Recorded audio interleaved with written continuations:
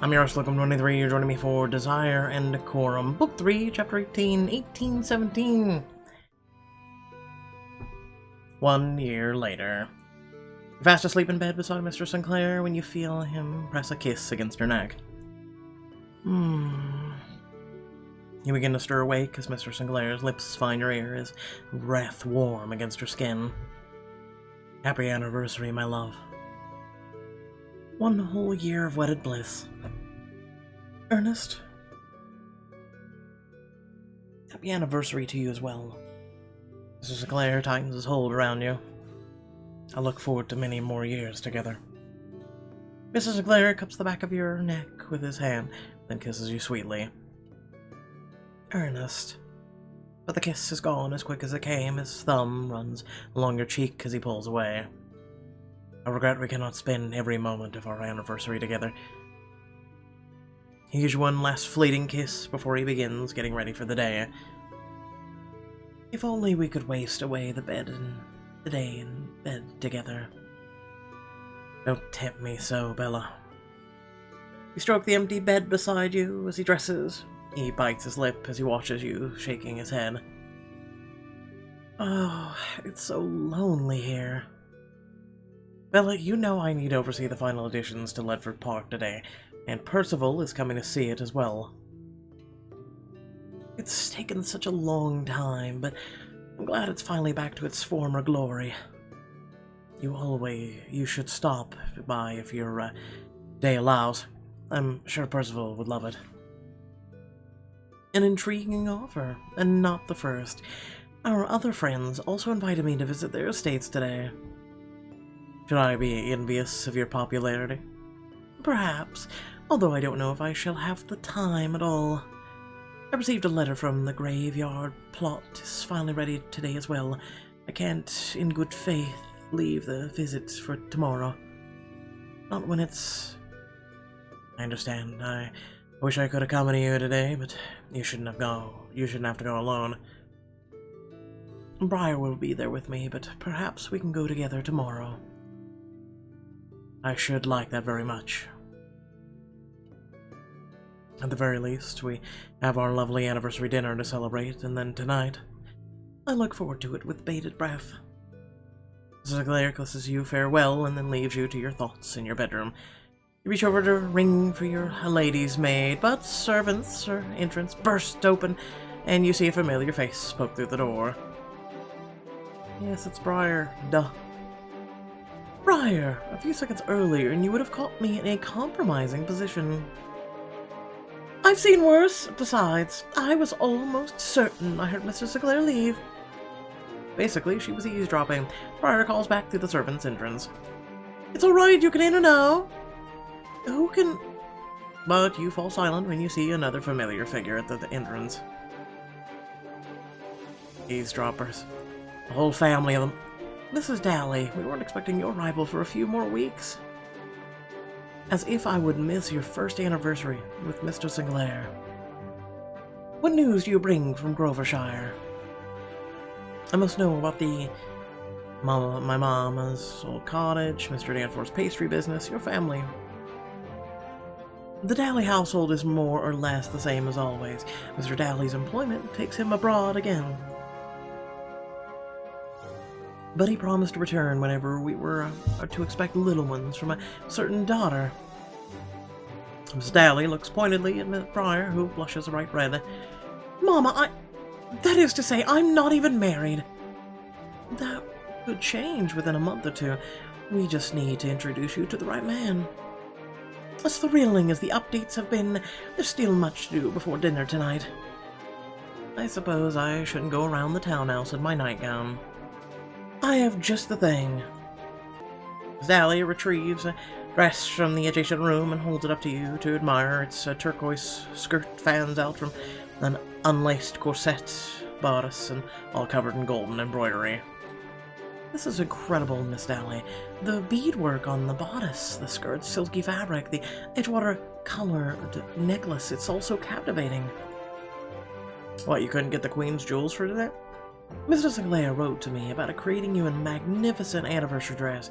He provided his input and suggestions, and I brought them to life. Mr. Sinclair designed those. With my guidance, of course. I thought it was such a sweet idea from your husband that I simply had to create it. Mr. Sinclair will simply adore it on you. I'm sure you can imagine how much. It would be quite a show for my dinner guests tonight. Wear the Countess for your anniversary to impress your dinner guests and share a single moment with Mr. Sinclair because you always need to impress people, right? This is impressing people. Okay. Alright. Briar and Miss Dally help you into the dress, lace you up the bodice, and you look at yourself in the mirror, running your hands along the delicate skirt. It's beautiful. Simply beautiful. Mr. Sinclair will certainly love seeing his creation to come to life. You hear Miss Dally sniff beside you. She wipes away a tear as she gazes at your reflection in the mirror. You have grown into such a becoming countess. I can scarcely believe that woman who stands before me. I have you to thank so much for it, Miss Dally. You embrace Miss Dally tightly before she shakes her head and pushes you towards the door. You shouldn't listen to an old woman blubber about. You and Briar have errands to run. Come on, Briar. I need to see first Miss Finley about the picnic I ordered for us. Eager to start the day, you rush ahead of Briar. As you make your way through the foyer, you cross paths with Mr. Sinclair on his way out. He pauses at the door and stares at your figure. Am I everything you dreamed? That dress is precisely what I imagined. I think Miss Dally did an excellent job creating your request.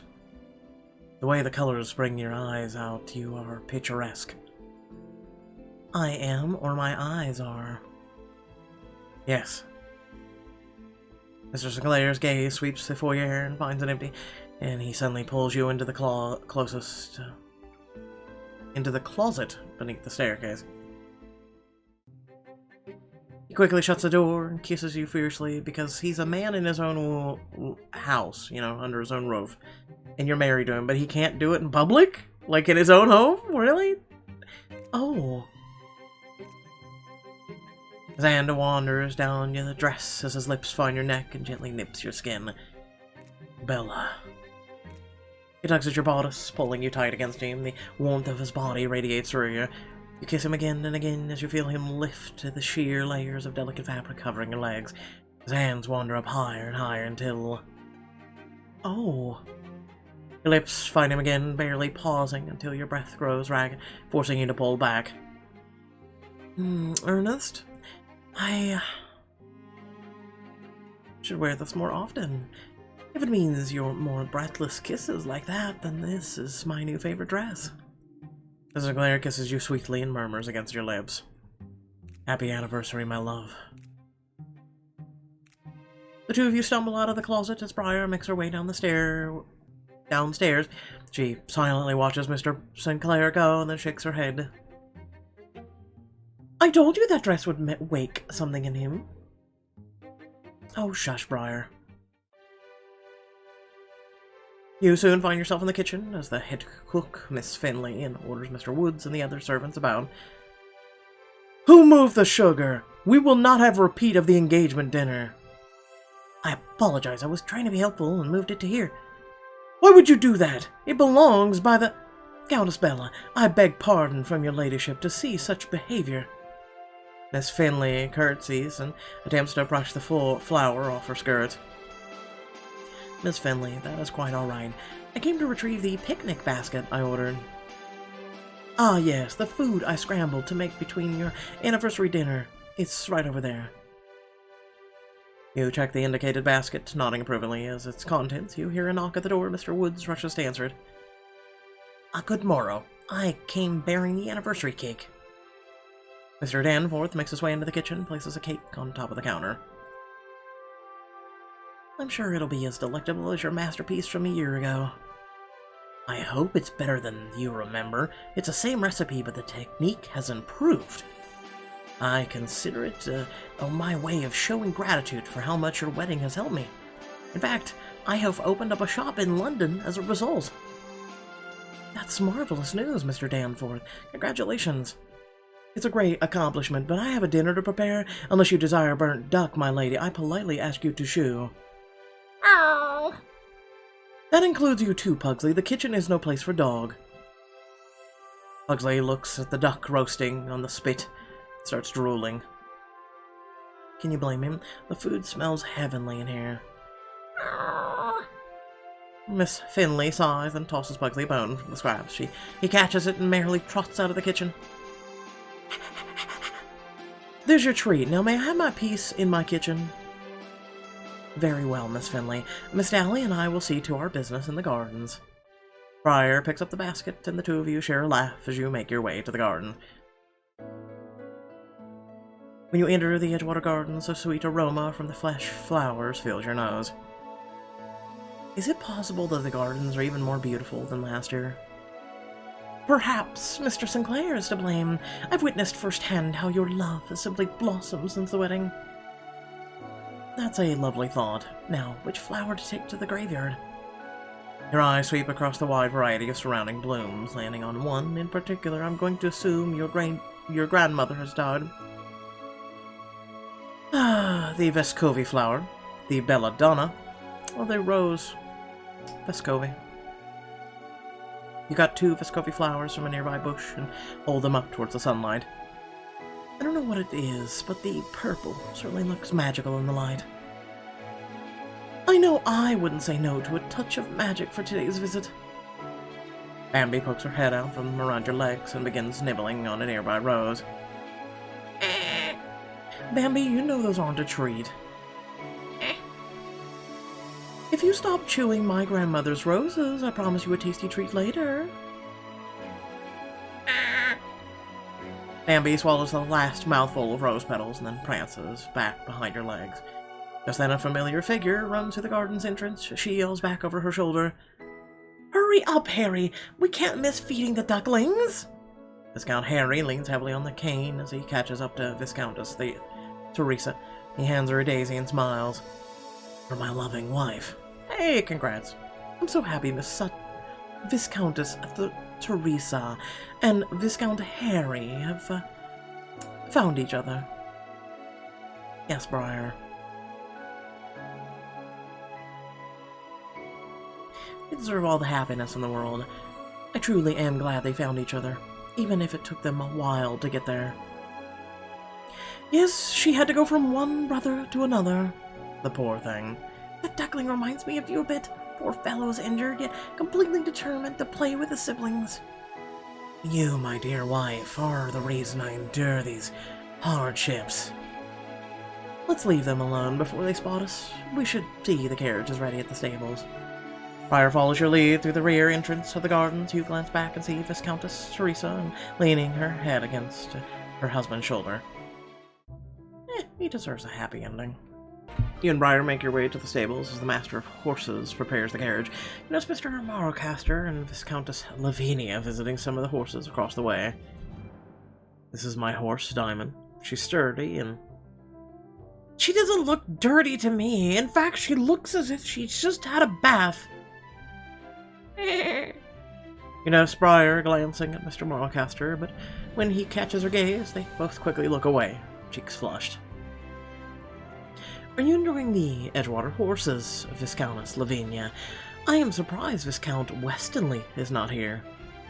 He is too tired to venture into the stables, but the Viscountess wanted to see Diamond with her own eyes. Diamond is such a lovely girl. I think she's taken a liking to me. It's only one of the reasons I'm happy to be kept back at Edgewater for your anniversary. My dear Westonleigh is as well, although he slept most of the journey. At least Viscountess Lavinia has not fallen victim to the 3-year curse yet. My lady, I am glad you both are here to celebrate. But I want to be certain that you are completely healthy, Viscount. My eyes have not strayed. Are you completely healthy? We must be sure nothing is wrong with you. No illnesses, pregnancies, or carriage crashes. Why would I marriage ashes? Did someone die? I confess I don't know what to make of it. However, I too am looking forward to tonight's dinner. It is bound to be an enjoyable evening, but Miss Dally and I must take our leave for now. It seems the carriage is ready for us. You curtsy to Mr. Marcaster and Viscountess Lavinia, and then make your way to the carriage. You notice Briar and Mr. Marcaster share another look before she follows after you. You whisper to her at the entrance. What was that look for? Nothing. What look? There wasn't a look. Let's head to the carriage. Uh-huh. A short ride later, you and Briar arrive at the graveyard. You kneel in front of your father's grave and run your hand through the fresh grass. I think it's been an entire year since I came here with my brother before the wedding. Place one Vescovi flower on your father's grave, and then put the second on Mama's grave beside him. Your love story was magical. I thought it was fitting to have a flower to display that. Briar kneels beside you and lays out a picnic basket for the two of you. Ah, well, no grandma then. Okay, she's still alive and kicking. You take out 2 apples from the basket and place them in front of both graves. Their favorite fruits, so they both may partake in this meal with us. It was a brilliant idea to move your mother's grave here. Something Viscount Harry said a year ago gave me the idea his empty grave was simply wasted space. Now, my parents are where they belong together. Been over a year, and yet I miss them.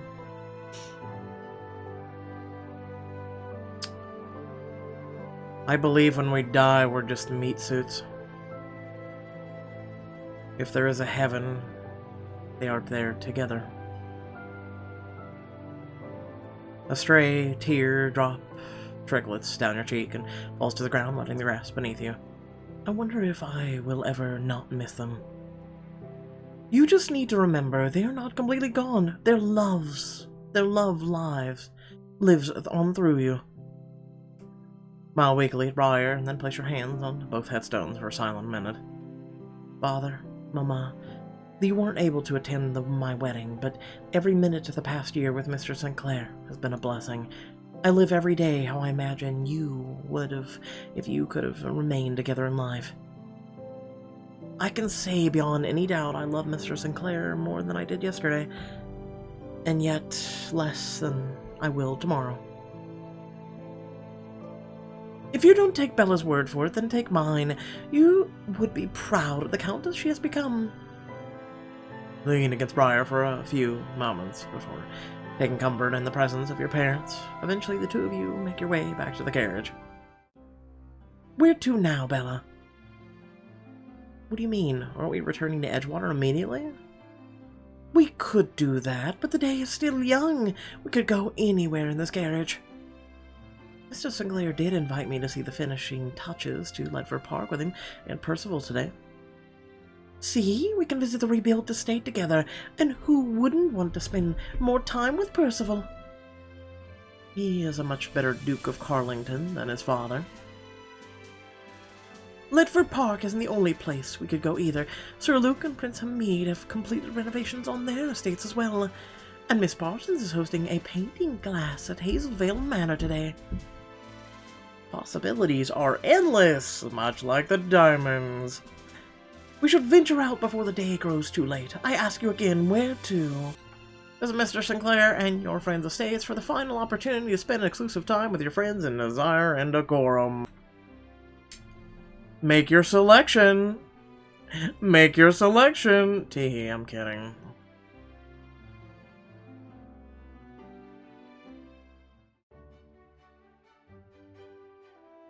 Soon you arrive at the newly completed Ledford Park and see the manor in its full glory.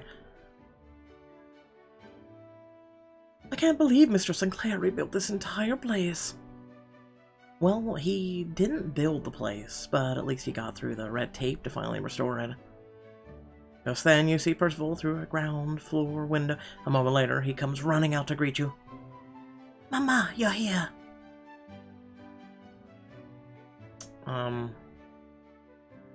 Yeah, I'm your mama, kid. Anyway, run to hug him. Percival, you run as fast as you can and scoop him up in your arms and spin him around in the air. Whee! Percival, mind your manners. Madame Laurent hurries after Percival, and you set him down, guiltily pursing your lips. Je suis Stelos, Madame Laurent, must... You are a gentleman and a duke. You must remember that when a lady, especially a countess, is present. When her back is turned to you, you wink at Percival, who giggles and responds. I think Percival has been chided enough. It's my fault as well, though. Perhaps you can assist me? Where is Mr. Sinclair? He is writing the study at the present. I can retrieve him for... I can take her. Let me prove my manners. Thank you, Percival. How gentlemanly of you to offer. Give my regards to Mr. Sinclair. I want to see what he's done with the gardens. The Dowager Countess Dominique contributes some of her prize roses. I would be happy to show you to them. Friar and Madame Laurent split from you towards the gardens, while you take Percival's outstretched arm and head to the study, where you find Mr. Sinclair scribbling words at a desk. He doesn't notice you enter, only murmuring to himself. The final brick was laid. Scare him. You creep as quietly as you can towards Mr. Sinclair, and when you're directly behind him, you yell, "Boo!" Mr. Sinclair jumps and swings his arm around you, but you narrowly dodge his attack. My lady, forgive me, I didn't realize you were there. I swung out of instinct. I am unharmed, do not fear. Isn't it great? Mama is here at Ledford Park. I was impatient to see the finished renovations, and I see you have not wasted any time. Nod to the writing on Mr. Sinclair's desk. Your gift has remained quite useful a year later. I was chronicling the latest events at Ledford Park. Can I hear, please? You look over Mr. Sinclair's shoulder and read the writing scrawled on the page. The 3rd of August, 1817. Today marks the end of what has been a troubling era of Ledford Park. The final brick has been laid, and the last piece of furniture is in position. More important still, it also marks my first anniversary to my beloved Bella.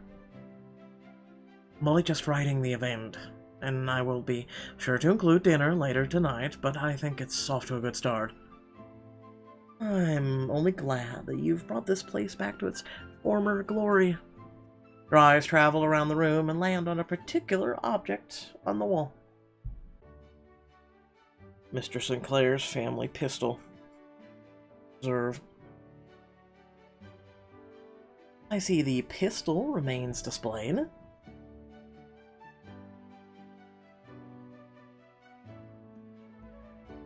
I think it's where it belongs. It reminds me of the hardships we've endured and overcome together.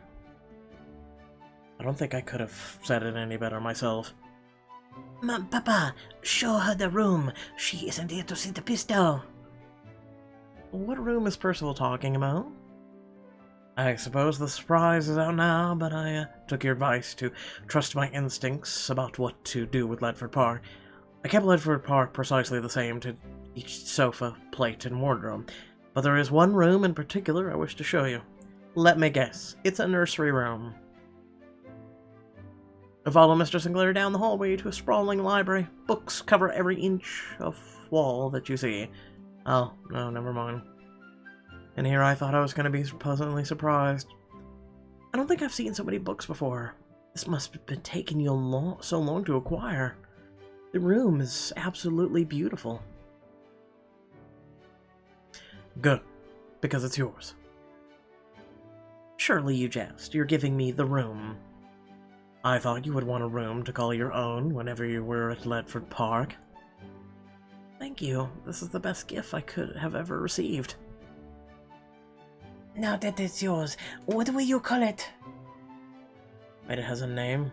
I was just gonna call it the library. What about the library of the Countess? Nope, we're doing better.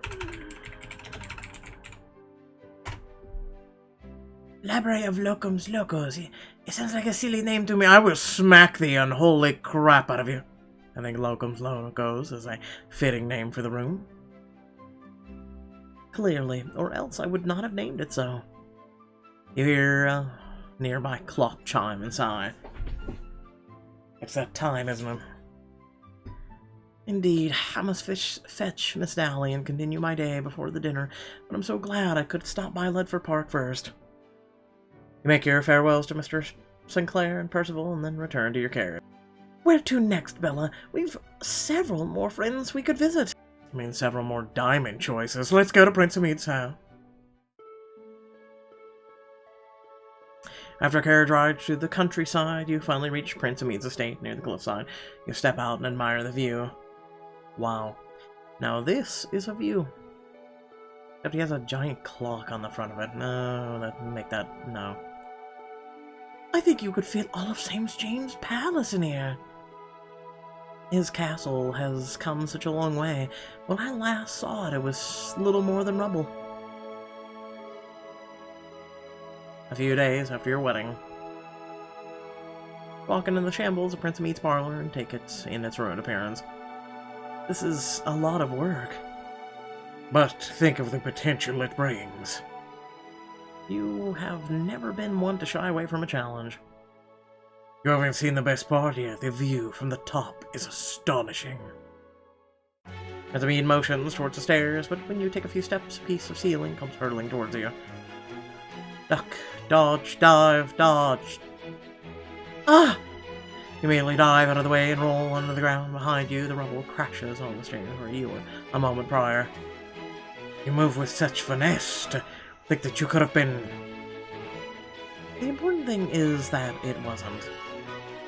Maybe my place isn't ready for guests quite yet. You and Prince Amin share a look and then burst into a fit of giggles. Perhaps you can invite me back when it's ready. You pull yourself back to the present, and you and Briar approach the main entrance. I suppose falling ceiling tiles would make anyone rethink a visit. I am determined to make it up those stairs today. Far, far away, boys. Countess Bella! Miss Dally up here! You and Briar look around and spot Prince Amin yelling from the topmost tower. Good day to you both! Prince Amin! Are you not, going to greet your guest? I suppose the stairs work now. Not only that, but the ceiling is great repair as well. As long as we don't have to repeat what happened last year. I'll prove it to you momentarily, just wait there. Thank God for yelling across the courtyard, I guess. As Amin disappears from view and appears at the front entrance a few moments later. Be welcome and merry inside and see how things have changed since you were last here. You and Briar follow Prince Amin inside and then take in the splendor of the refurbished parlor. It looks so different. You certainly brought a lot more light into it. You would be shocked at how much soot covered the windows. I see the ceiling is all intact as well. Here and throughout the entire castle. I just finished giving Mr. Chambers and Mr. Carnevy the grand tour of the estate. I could do it again, I suppose. You need not bother with that now, but perhaps we can see the spectacular view you promised before. Yes, to the tower. Prince Amin ascends the stairs. Up, up, up you climb, not stopping until you finally reach the topmost tower. You behold the view with your own eyes. Isn't the view supposed to be the ocean? I mean, I guess this could be the other side. Pretty. I can see everything from here. Prince Amin hands you an ornate spyglass to give you a better view of your surroundings. I see my gift is getting its use after all this time.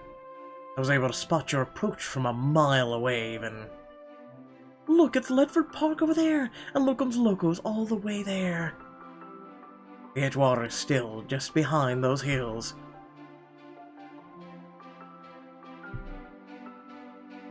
I could stand out here all day. Close your eyes and let the wind whip across your face. It's positively beautiful out here. Maybe Edgewater needs a tower like this. No. Prince Amin sits on the edge of the railing, holding onto the side as he looks out at the view. It was a long journey to get here, but it's finally ready. But what is it called? I cannot simply refer to you. It is your estate forever. Perhaps you might have a suggestion. Nothing has quite seemed right to me yet. I know you named Locos after all. if I named everything Locos Locos? Oh. I just came from Locos Locos to hang out with Locos Locos in Locos Locos.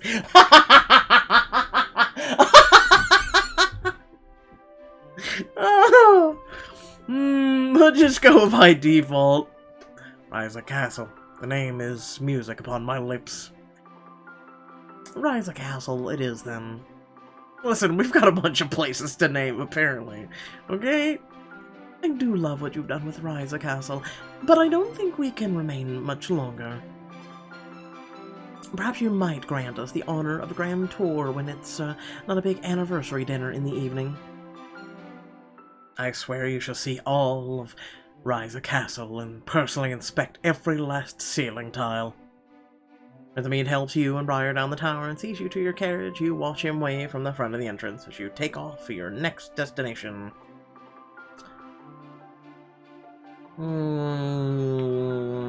Let's go look at the paintings first. Not long after, the carriage comes to a stop in front of Hazelvale Manor.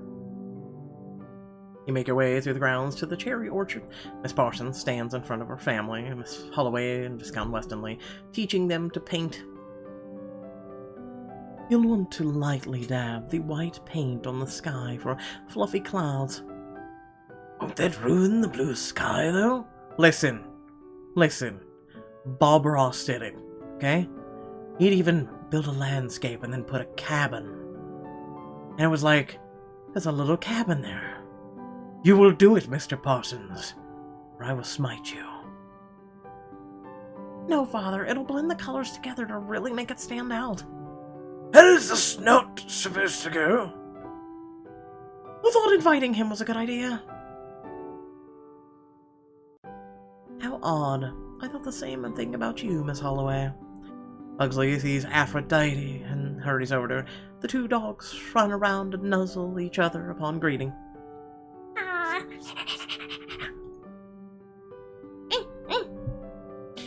Although I think our dogs appreciate that we're together again. I shall never escape. Just make tiny little circles with the paint. Brush it on as you were tickling someone with a feather. Look around at everyone following Miss Parsons' commands to the letter. I never thought I'd witness such a sight. These clouds aren't fluffy enough. They look closer to eggs, not clouds. Then whip them. I agree with you. That is not something I thought I'd witness. Miss Parsons, how did you get your father to agree to this? I couldn't very well hear you. I wanted to see my daughter's talents myself. There's nothing wrong with them. He forgets to mention the hours I spent pleading with him first. Are you going to just stand there or join us, Countess Bella? He set up an easel next to Miss Constance and Lady Cordelia's. Miss Parsons continues her instructions. We'll begin on the gazebo. Gazebo? You mean to say this place is just to placate us? Gazebo! Do you not realize that some of us are trying to learn here? Were your painting skills not good enough for your own liking? They were, or are, but only a fool thinks one is above learning. Does that not make her a fool, then? Miss Parsons looks to Miss Holloway and twirls her ornate fan in her left hand. If you wish to be rid of me, Miss Parsons, you should have thought about that before extending an invitation. Rid of you? I enjoy your company, though. Then do not mock me with your fan. You giggle while Miss Holloway has her back to you. What do we do about this gazebo? Excellent question, Father. You will take your white paint and create a lovely triangle at the top, with 4 legs coming out. As Miss Parsons doles up the instructions, you look at the canvas, picturing the end result. I wonder if I should paint this as instructed. Why wouldn't you? Annabella is giving us clear instructions for a reason. But Countess Bella might create something fun if she uses her imagination. In that case, I will paint with a few artistic liberties. I fear what that means, but I'm sure he'll create something brilliant. Yes, a UFO in the sky, Scully and Mulder on the hill, and the Jedi fighting on a mountain. Yes, yes. Countess Bella's. She is fantastic at everything. I cannot wait to see the finished painting. You listen to Miss Parsons' instructions closely, but change up the colors with each stroke. Your stroke should be feather light, as if we are dancing with the easel. Curtsy to the canvas, and let the brushes graze the surfaces ever so slightly. Who is Mr. Knightley? I've never curtsied before in my life. Miss Parsons catches your gaze and rolls her eyes. The day wears on as everyone works on their respective paintings. But how does yours look so much better? I am just following Miss Parsons' guidance. Yours looks good as well. Don't underestimate it. A while later, everyone finishes and Miss Parsons goes around to observe the paintings. You hold yours up and display it to everyone.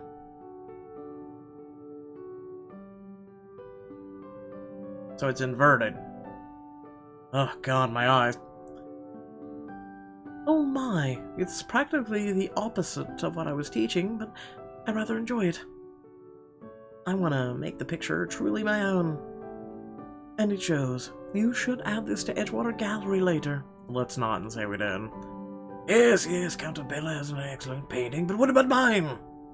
Mr. Parsons holds his painting up for everyone to see. You notice how the colors swirl together outside the lines. Oh my god, he's blind. Jesus. Well, that's one way to paint. We will work on keeping inside the lines next time. Yes, next time I shall be a true master. You and Miss Parsons share a look, and you both stifle a fit of giggles as you return to viewing everyone's masterpieces. This has been such splendid fun today. I feel like we're finally sisters again. I feel as if I never see you anymore. You know you're welcome to visit Locos whenever. Which? How to end a book that sucks. Perhaps the three of us can paint more together in addition to our weekly luncheon. I think that's a splendid idea. However, I must depart home for now, but I shall see you tonight. Lady Cordelia hugs her sister as farewell and then runs off to her carriage.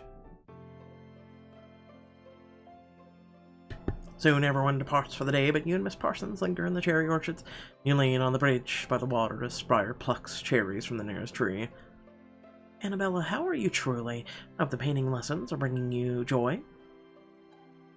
Did you think they weren't? It's hard to explain, but I haven't felt this accomplished in so long. But you are such an accomplished lady. I think there's something different from about helping others to accomplish as opposed to being accomplished myself. I suppose this only means I must find more students to take on. Annabelle would turn down lessons from Miss Annabelle Parsons. I never imagined those lessons would be so popular. I pity the fool who does. My lessons are worth everything. You could always offer port with painting to entice them to join. That's an excellent idea. I will have to try that out next time. Though I wonder if that will make it more difficult to paint. It might, but the challenge would be worth it. Just then Briar returns from the cherry tree. She wipes off the stray juice around her mouth as she leans against the bridge. These are easily the most delectable cherries in all of England. You're welcome to help yourself to more. I don't think my father would mind one bit. Perhaps another time. We must press on before it grows too late. In that case, enjoy your day. I shall see you at Edgewater tonight. You hug Miss Parsons farewell and then return to the carriage with Briar. Are you ready, kids? Arr!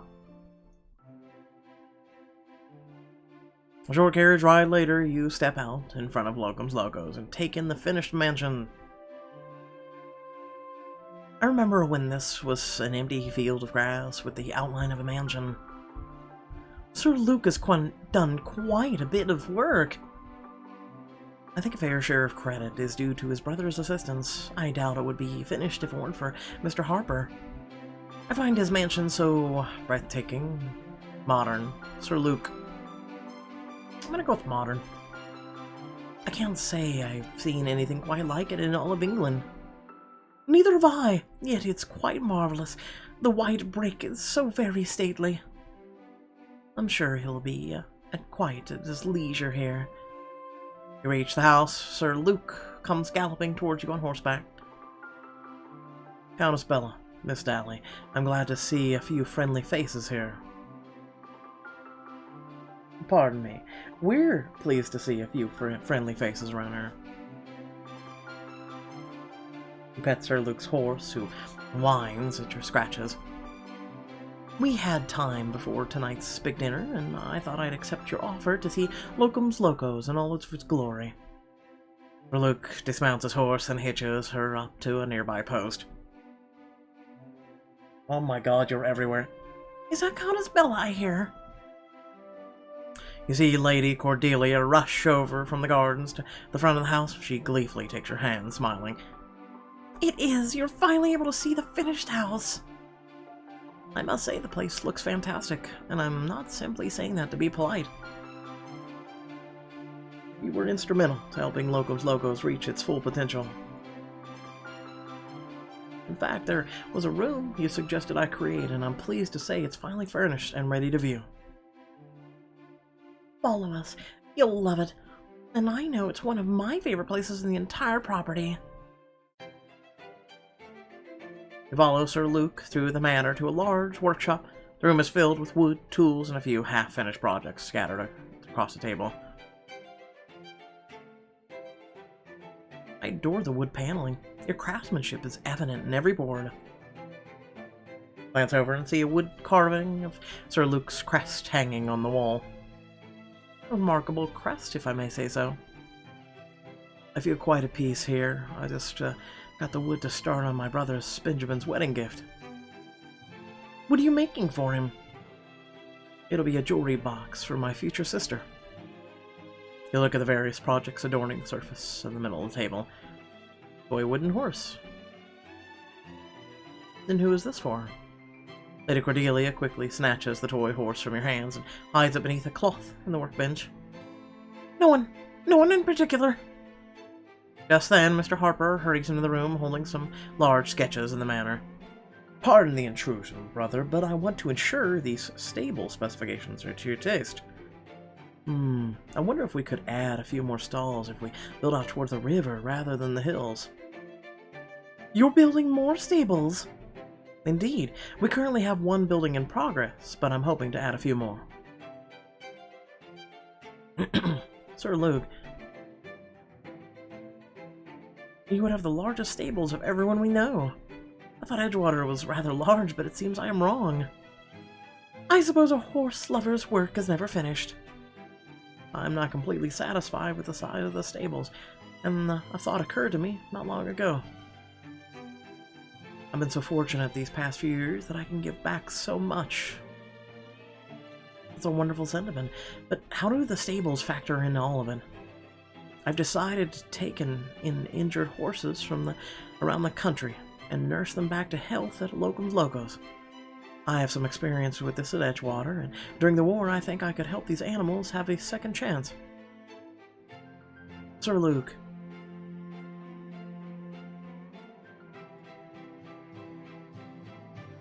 This is a great kindness that you offer these horses.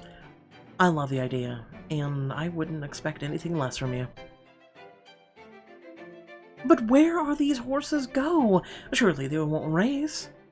I expect they'll be used for farm work or pulling carriages. The possibilities are endless. Suddenly, the nearby clock chimes on the top of the hour, and Briar tugs your arm. My lady, it's growing late. We shouldn't linger here much longer. Oh, Fee, you're right. Thank you for the tour, Sir Luke. I want to see the stables when they're closer to completion now. I wouldn't have it any other way. You and Briar say your goodbyes and begin your trek back to the carriage. Continue your day, or lack thereof. That was a fantastic way to spend the day, but I think it's best if we return to Edgewater now. Yes, you have guests to prepare for. Later that evening, back at Edgewater.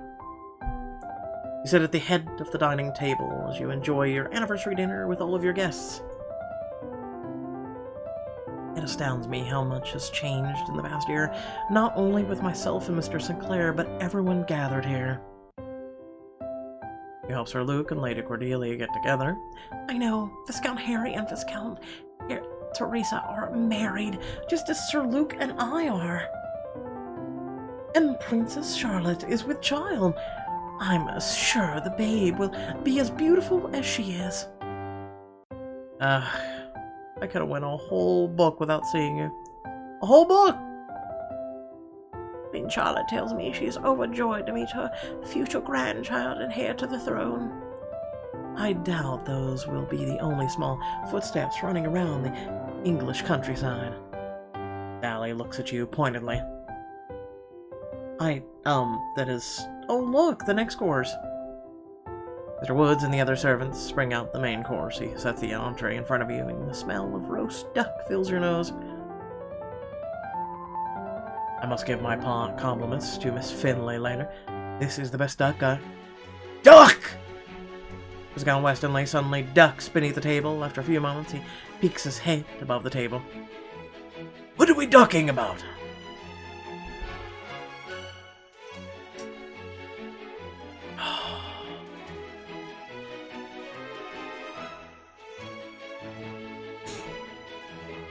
My lord, quit the act. We know you can understand us. Don't play me for a fool. I've seen you listening in on conversations and chiming in only when you need to prove that you understand nothing. Just how many secrets have you overheard because of your ruse? How dare you accuse me of such nonsense? This is not a ruse. I just sometimes have difficulties hearing correctly. Oh, but you can hear just now fine. Sir, is that why you have understood every word Countess Bella just said with ease? This is a fantastic meal, my lady. Uh-huh.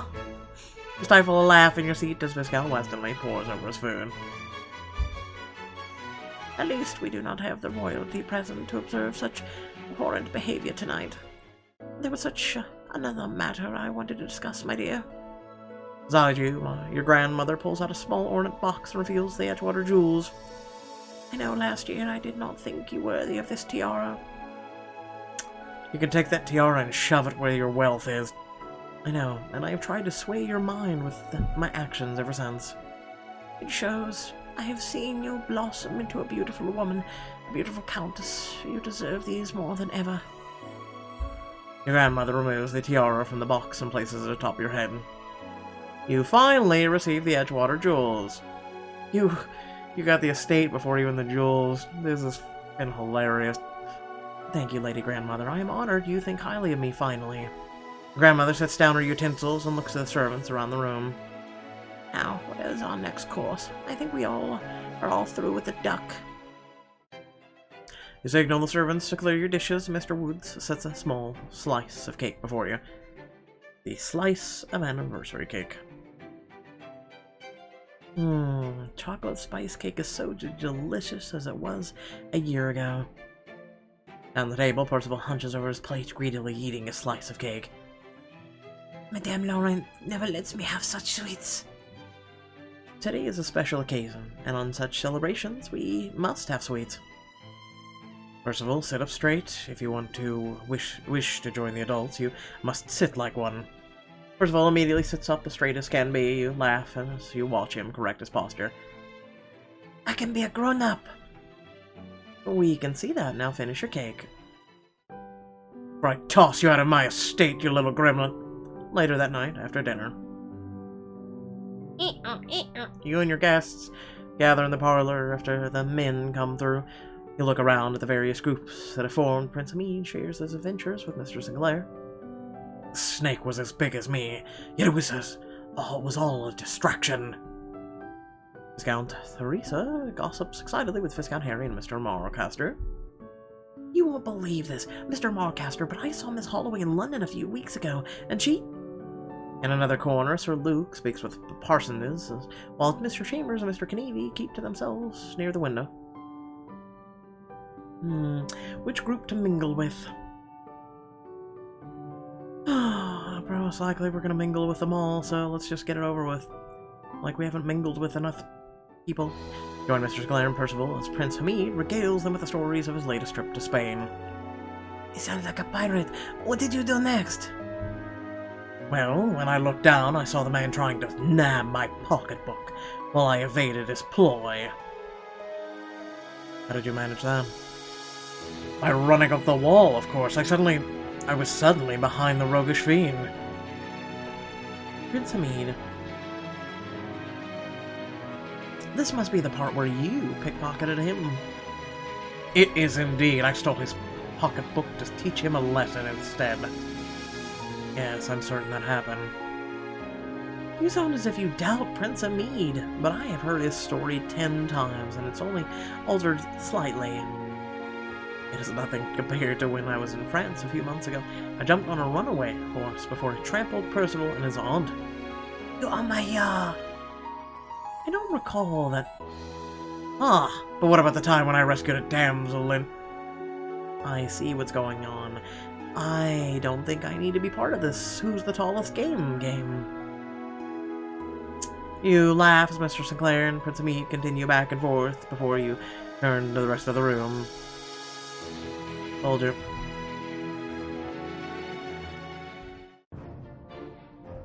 Walk over to... You know who we haven't seen? Henrietta.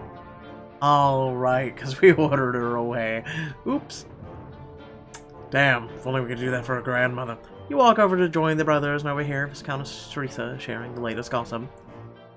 Apparently Miss Holloway hasn't heard the news about the wedding and addressed me as Miss Sutton. Oh no, this is a bad thing, yes? Indeed, but don't fret. I calmly removed my glove and said, "It's Viscountess Teresa now." I would have loved to see the look on Miss Holloway's face when she found out. I wager you'd have your own commentary to make. How could I not? The situation is ripe for it. You know, I would have enjoyed seeing her face as well. She's always been rather impolite, even when Mother forced me to court her. How is Countess Henrietta doing? Have you heard from her recently? She is settling in her estate quite nicely. I think she gets lonely. How could she not? She only has servants to talk to, except when we visit every few months. She hardly says 2 words to me whenever we do visit. Then perhaps we ladies can enjoy our own holiday whenever my brothers visit her next. Unless you want to see Countess Henrietta yourself. I shall think on that. I'm quite curious what has happened since I last saw her. You monitor the suggestion as you wander away to the rest of the party. Ha! I'll go see Henrietta now.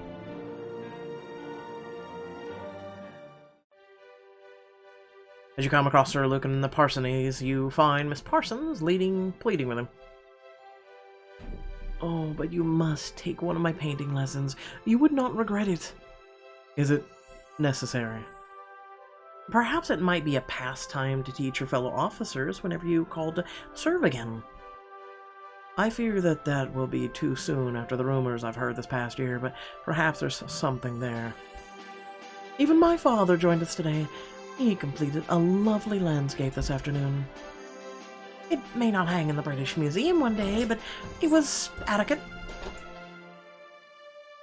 Under our sister's tutelage, Father's next painting will be even better. But you should all stop pestering my husband. He can make up his own mind. Thank you, dear. Regardless, no one is more skilled with a paintbrush than Miss Parsons. Hers should be displayed at the British Museum instead. What a marvelous idea. Perhaps I will attempt a painting of Edgewater next if Sir Luke joins us. Very well. You have made your case. I will join your next lesson. Then I shall see you all at Edgewater within the coming days for a painting day. But now I must play the part of the host. Bid your farewells, and then you turn your attention to the other groups mingling about. My 2 boys. You join the couple alone by the window. Mr. Chambers and Mr. Knievy smile as you approach them. Good evening to you both, and happy anniversary as well. I know not everyone is aware of it, but you deserve it as much as Mr. Sinclair and I. See, it's not Mr. Sinclair and me, it's Mr. Sinclair and I. Why, thank you. I am glad we can both share in this celebration. After a year of marriage, have you given much thought to what lies in store for you both? Not entirely, only that I have a surprise for Mr. Chambers here. See this box in front of my pants? It's my in a box.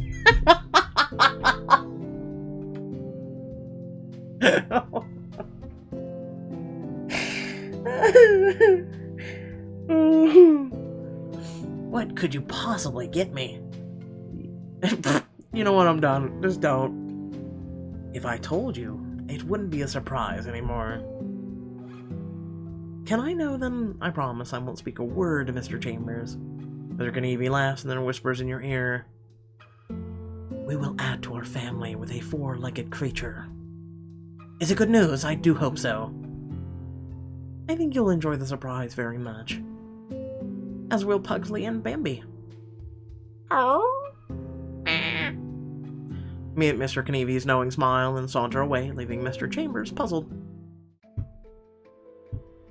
You go to retrieve a full glass off Mr. Wood's tray. Suddenly you hear, Psst, Bella, over here. What the? Glance over at the foyer and see a friendly face waving you over. Oh, thought it was Mr. Sinclair, never mind. Bella, I need to speak with you now. Please don't give us more reason for another book. You slip into the foyer and Briar pulls you away from the parlor entrance. Briar, what is this all about? I've been keeping a secret from you. I can't keep it hidden any longer. Not from my best friend. I wasn't aware we had any secrets. We don't, or at least not usually, but now that I've told Mr. Marlcaster, you should know too. I'm with child. Okay. And?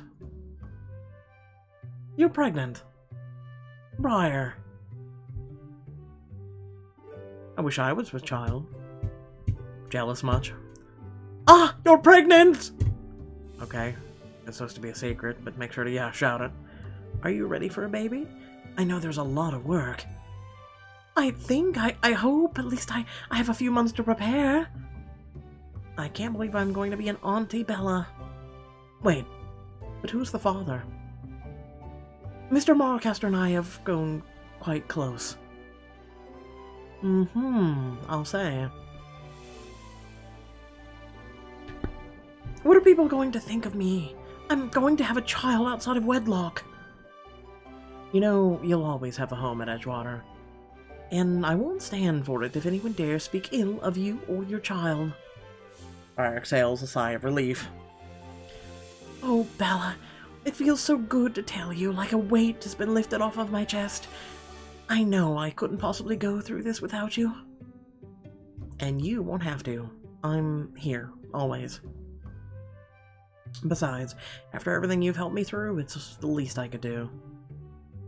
Thank you. I knew there was a reason I picked you as a best friend. Laughs. Briar rests her head on your shoulder.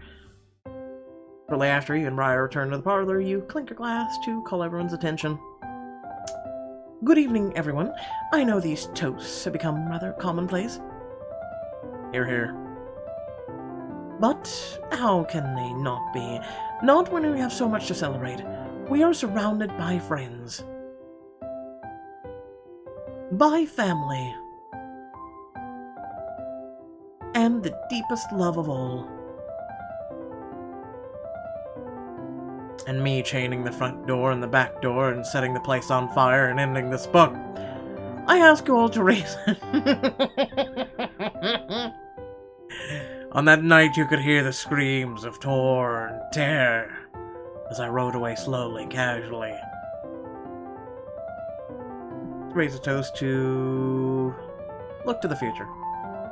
I can say with certainty that you can never know what the future will hold, but we should embrace it with open arms. The Countess Bella. The Countess Bella and Mr. Sinclair. To the happy couple, indeed. Everyone clicks their glasses together, but you and Mr. Sinclair share a look, surrounded by everyone you hold dear.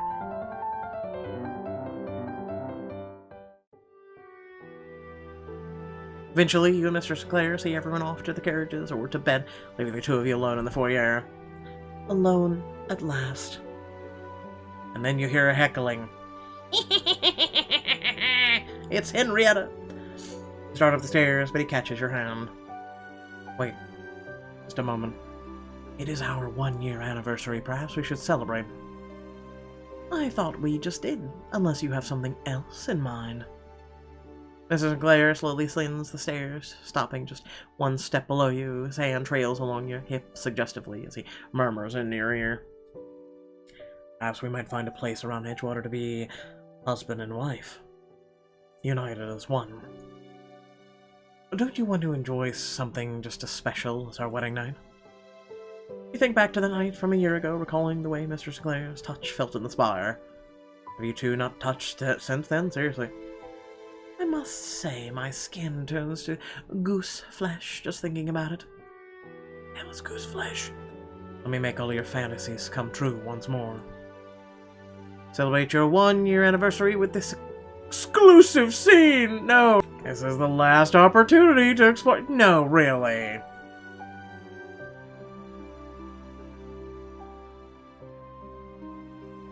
I just can't with this book. Grab your hands behind his neck and lean against him on the stairs. Let us create something just as special as our wedding night. Bella. Mr. Geyer leans in to kiss you, but you pull back teasingly. What are you up to, Bella? I know that look. Let us move this elsewhere. I think we should go to my bedchambers, the stables, the kitchens. My bedchambers. I much prefer to enjoy this on a comfortable bed where no one will care what we're up to. And we have the full range of capabilities available to us. Well, let's not dally, shall we? Mr. Sinclair captures your lips in a fiery kiss, then leads you off towards your destination. He pauses every so often to touch and kiss you along the way.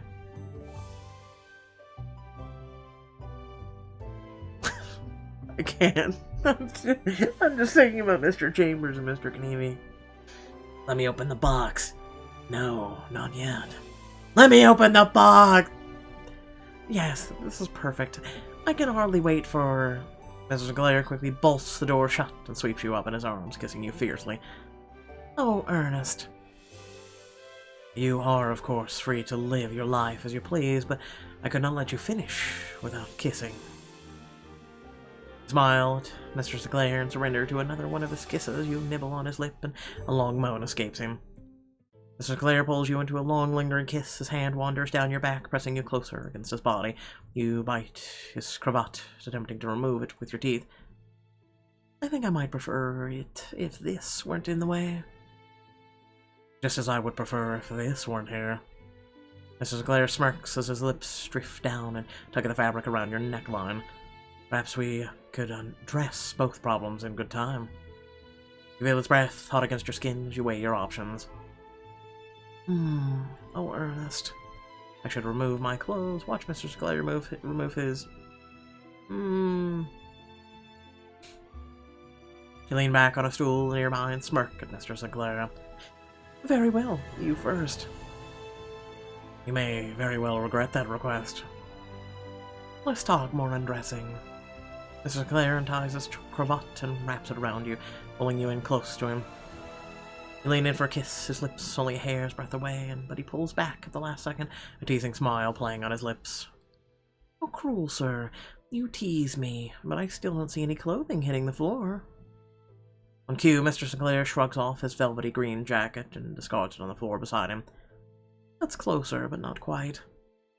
Piece by piece, he removes all his clothing, tossing it to the side as he goes. You watch hungrily from your seat until only his undergarments remain.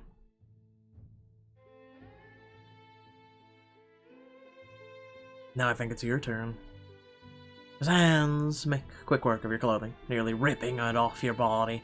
He tosses the garments to the side, leaving them afterthought on the floor. Ah, much better. It would be better if you were kissing me. In an instant, his lips come crashing down against yours. His tongue parts your lips, and you can feel his heart beginning to race as he pulls your body tight against his. You jump into his arms, kissing him over and over again. He cradles your hips as he carries you to the bed. Mr. Sinclair gently lays you on the plush covers, then lets his hands explore every crest and valley of your body. I love the feel of your hands against my skin. Then you'll love what I'll do, what I'm about to do to you. He smirks and then removes a golden tie hanging around the post of your bed. He wraps the tie around your wrists and pins them above your head. Afraid I'll get away. Considering what I have planned, I doubt you will wish to. Mr. Sinclair growls in your ear, his voice low and husky. I will make you desire things you never thought possible. He drops a tantalizing kiss to your lips, running his tongue along your bottom lip. But only if that is all right with you. Say the word and I'll release you immediately. Show me your every inner desire. He tightens the curtain tie around your wrists and the bed frame. You strain against the bonds, testing them, but they hold you fast. Mark my words, you'll be screaming my name tonight. Make me. He nibbles at your earlobe. His lips tug at the bottom, and you shiver in pleasure as he growls. I will be no gentleman tonight. He lets his kissers wander your breasts, his tongue grazing the soft skin. You instinctively reach for him, but find yourself unable to move. You thrash against your bindings as you feel Mr. Sinclair gently nip your skin. I see I found a pleasure spot. Let me kiss you. Oh, but I'm having such fun kissing you. Mr. Sinclair kisses your stomach. Your breath quickens as he sinks ever lower. You close your eyes as you feel his pleasurable touch everywhere. Ernest. When you open your eyes, you see Mr. Sinclair hovering above you. You try again to kiss him, but he remains just out of reach, a fire smoldering in his gaze. If you want to kiss me, you'll have to beg for it.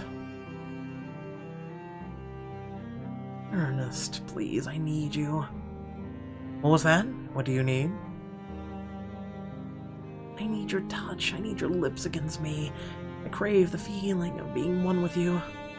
Mr. Sinclair finally relents, capturing your lips in a ravenous kiss, his fingers making dimples in your skin as he grips your waist.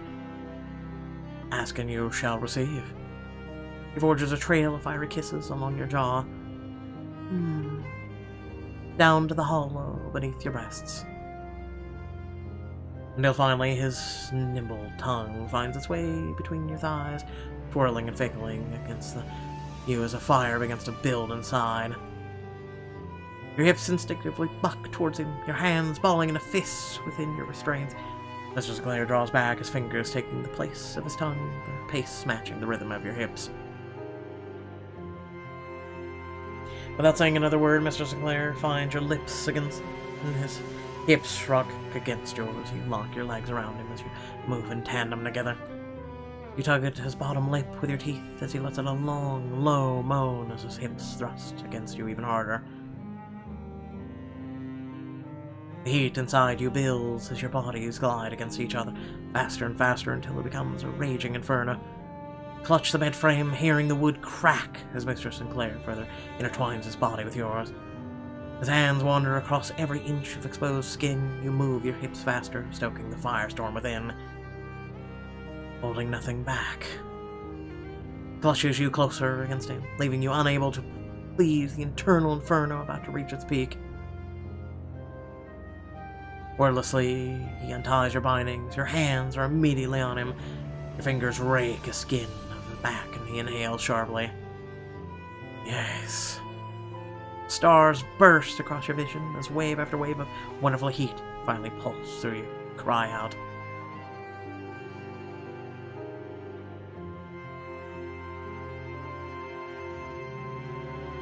Your breathing becomes ragged as the fire subsides. Mr. Sinclair smirks at you. I warned that you'd scream my name tonight. Just kiss me again. He rolls his hips back on yours and kisses you once, Your bodies lace together, and the fire inside starts burning once more.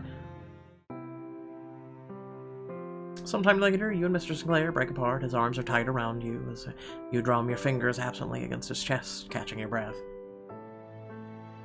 Mr. Sinclair presses a gentle kiss against the top of your head, then releases an easy sigh. Who would have thought 1 year ago that we'd be here? I can't believe it's already been an entire year. A year in which I have spent every passing minute, every passing second loving you. With each new day, I continue to love you more and more. You are a flatterer with the quickest of tongues. I mean it. I don't think that was even possible until I met you. But you have a way of making impossible things possible. That is because I, Billa, Countess of Edgewater, contain multitudes. Mrs. Sinclair chuckles and squeezes you tighter. Whatever your future brings, I know I look forward to it. As do I. I look forward to having children with you, recreating our wedding night again and again, our blissful years without tragedy and only love. I've seen you endure so much, but it seems the wedding turned everything around. That it did. I know our future will be more like this last year. Nothing but wedded bliss. You celebrated your anniversary with Mr. Sinclair. I have only great feelings about us. Mr. Sinclair smiles and touches his face to yours. I do wonder what the future will bring for everyone we know. You have enough manner points to peek into the future. Yes, I can see it all now. You look up at the stars through the window, and your mind begins to wander at the possibilities.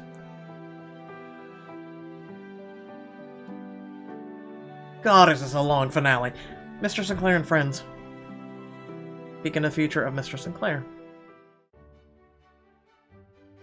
Mr. Sinclair sits at his desk at Ledford Park, focused intently on writing in his journal. It began on a blustery day in March 1816 in the village of Grovershire. As he etches the words on the page, Percival bursts into the room. He cranes his head to get a better view of the page before Mr. Sinclair props him on his lap. What are you writing? It looks like a good story. This is how Edgewater Estate and Ledford Park came to be great friends. As Mr. Sinclair relays the story, you eventually find your way back to the study and raise your brow at Percival. Percival, the bell just rang. You both need to dress for dinner. All right, I'm going. Do not fret, I'll finish the story later. You lean against your husband and kiss the top of his head. He closes his eyes as he presses a hand to your stomach, cradling your small bump. Okay, we have a child. Mr. Sinclair and friends, Miss Parsons. You stand in the British Museum as Miss Parsons reads the plaque in front of a large painting. Countess Bella Sinclair, in front of Edgewater Estate, circa 1818, by Miss Anna Bell Parsons. Now everyone will know of your talents forevermore. That was it? Okay. Sir Luke.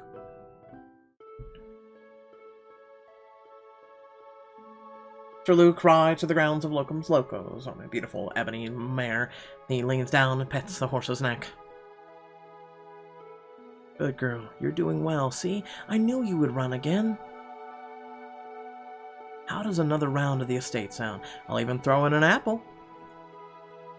The horse takes off, spreading around the house, coming to a stop by Lady Cordelia at the front entrance. You would never know she broke her leg, but don't forget we're expected at Edgewater tonight. Aye, my love, I'll be right in.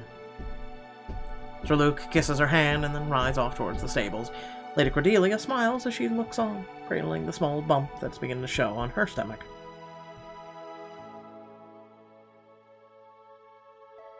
Prince Amin. He has now become a pirate, apparently. Prince Amin drives on the rigging and stands on the edge of a large ship. The voyage is nearly over. We shall be docking momentarily. Is it? No, it can't be. Prince Amin squints his eyes at the woman waving from the shore. Umi, I'm home. I'm guessing visiting. More friends. Friar? Back at their family home in Groveshire, Briar cradles her newborn babe in her arms. Mr. Marlecaster wraps his arms around her, smiling from ear to ear. She is beautiful, but what do we call her? I was thinking Bella. Miss Bella, a perfect name for a perfect girl. Mr. Dowley will be ecstatic at the news of our granddaughter.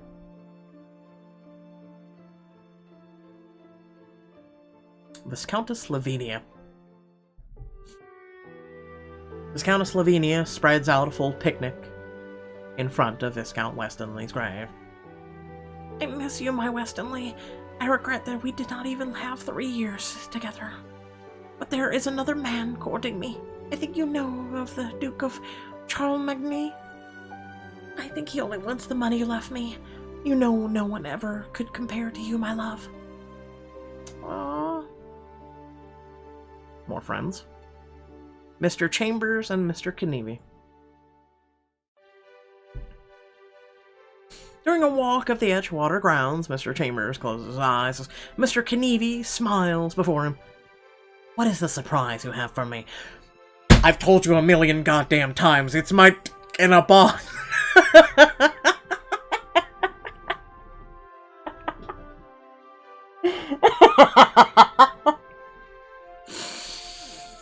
Oh, it's the only present I can really give you every year. I know you've wanted to add to our little family. So now it's a cat and a dog, question mark? Mr. Knievy places a small kitten in Mr. Chambers' arms. He holds her close to his chest and smiles. I thought this would be a good first step before we decide on children. She's a perfect bundle of joy, thank you.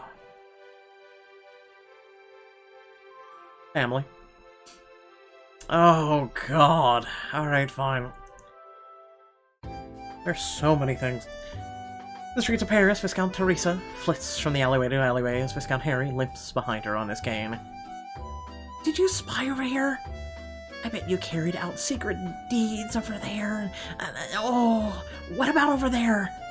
No, not at all, Teresa. But I did meet Comte Sir Gideon just a few streets over. Oh, you must show me at once. Family. The Dowager Countess and Miss Dally.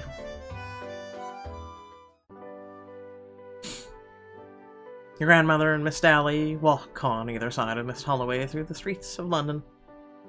Now that my own granddaughter is married off, perhaps we can assist you in finding a husband. We can also help you plan your wedding when it comes to that. I'm sure you want to be the talk of the town. Why, yes, but I don't know why I need your help. Dear Miss Holloway, I've seen you attempt to claw your way through London season, but remain without prospects.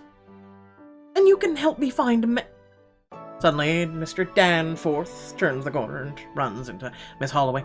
Their eyes meet, and time seems to slow. I'm so sorry. I never meant to harm such a beautiful lady. The fault is mine, sir. I should have... watch where you're going. You could have injured me. Oh, and that is why you have no one in your life. Oh, Miss Holloway raises her head high and continues down the street with the Dowager Countess and Miss Dally. I think I will accept your help. I've been talking to Mr. Robinson as of late. Then all of us offer our matchmaking and wedding services. You're an idiot, oh my god. Henrietta, Viscount Harry, and Mr. Malcaster. Viscount Harry, Mr. Marlecaster, and Countess Henrietta arrive at their new estate across the countryside. It's quite a nice estate, Mother. I think you will be rather happy here. How could I be possibly happy? This is not Edgewater. Edgewater is no longer your home, and you can't keep going from house to house forever. I will move until I find a house acceptable of my tastes. Perhaps if you secured a stronger marriage instead of your wife. Enough! Teresa accepts me for who I am, not who she thinks I should be. But if you tried to take Edgewater back... Mother, things are settled. Can we not remain on good terms? Very well. Let's see the inside of this so-called estate. Oh, that's not really family, that's just crap. Others, Mr. Richards and Sir Gideon. Oh ho ho ho. The Amin warden throws Sir Gideon into the cell across from Mr. Richards, who moves to the bars to get a look at his new neighbor. How do we have here? Now you see what happens to those who cross me, Mr. Payne. You see how long I'm in here, Mr. Richards. Quiet, both of you! Neither one of you is leaving anytime soon. Others. The Prince Regent. We even have one for Pugsley and Bambi. You and Mr. Sinclair attend King George IV's coronation ball.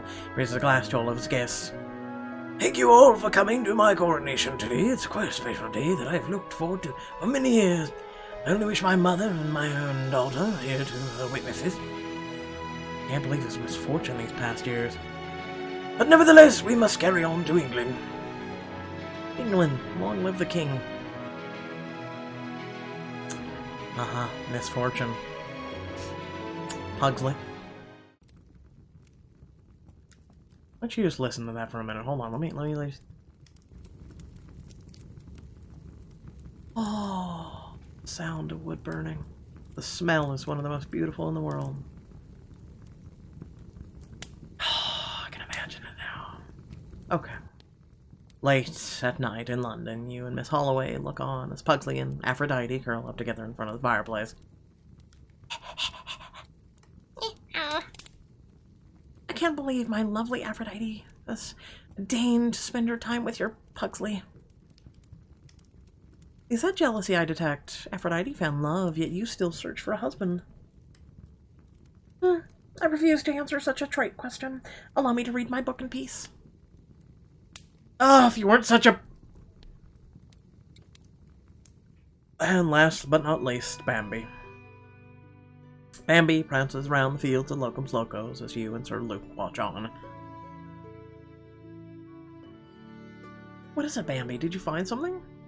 Bambi cautiously approaches the edge of the forest, and you can see a herd of deer between the trees. There are so many of them. I wonder if that's Bambi's family. Perhaps I should take her here more often to visit. Or just let her stay and maybe reunite with her family? Question mark? No one. Return to the present. Bring your mind back to Mr. Sinclair in the present and smile. Indeed. I think everyone will turn out just fine. Everyone that matters. Mr. Sinclair kisses you deeply, his hand wraps around your waist, pulling you close to him. I love you, Bella. I love you too. Happy anniversary. One thing is for certain, whatever the future holds, I'm glad we'll be doing it together. You pull Mr. Sinclair in for another kiss as the night wears on and you blissfully are eternally happy. Yay, it's finally over. At long last, your journey with Mr. Sinclair has reached its end. From the courtship to engagement to wedding bells, you've experienced it all. We hope you've enjoyed the Regency adventures from the bottom of our hearts and the entire team. Thank you for playing Desire Decorum, Pixelberry. Oh god, it's finally over, thank god! Oh, okay. So long story short, it wasn't a bad journey. It was more entertaining than some of the books we've had to deal with. It was in the middle. It really was in the middle. Let's be honest. It was in the middle. This finale certainly was long, but with that being said, let me know your comment or your thoughts and whatnot down below. Remember to please like, share, and subscribe. Head down in the description below, links to social media, Discord, feelings to support me and my content. Remember to hit that bell icon to receive notifications when content is uploaded, as well as consider hitting the join button. It's a great way of supporting the channel, supporting yours truly, and a great way of giving back, and especially for hopefully the many laughs that I've gave you, as well as the many hours of entertainment that I've given you as well. And hey, if you're not able to do so, undoubtedly, and I digress, that is fine, but if you could please share the channel with your friends, your family, whatnot. It's a community that I'm trying to grow here, not just a channel, and without you, I'm no one. With that being said, well, we've been doing this since Choices first came out, and in a way, it's kind of beyond when I started, but what's this, the 3rd anniversary for us, give or take? I want to thank each and every one of you for staying here, enjoying the content, hopefully, watching me, indulging me, things like that, and it means a lot. And it really does. It really, really does. Hopefully, we have another year together. Health permitting. For either of us. Let's put it that way. My health could go, and I know eventually it will go, but, you know, you who are listening need to stay healthy as well. You never know, and things always happen, car accidents or whatnot. You make each day like your last. You know, try and build more friendships, try and build more companionship, and just enjoy each day as if it's your last. Because trust me, as a person who has a clock ticking, it may very well be your last. So, without further ado, thank you all for watching, and I will catch you all in the next video. Peace.